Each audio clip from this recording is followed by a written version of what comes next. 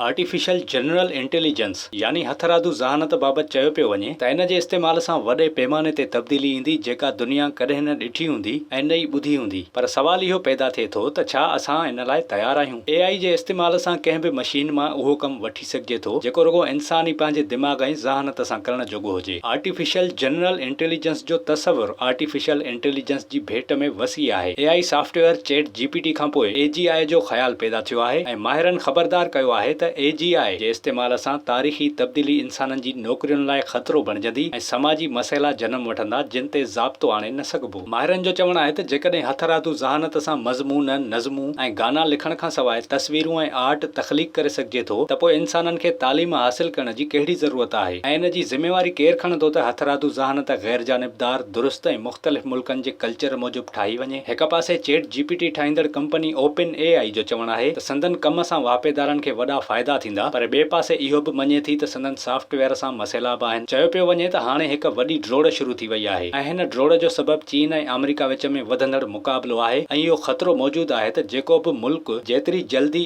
AGI ते महारत हासिल कंदो, दुनिया जी हुकुमरानी उन जे हिसे में ईंदी।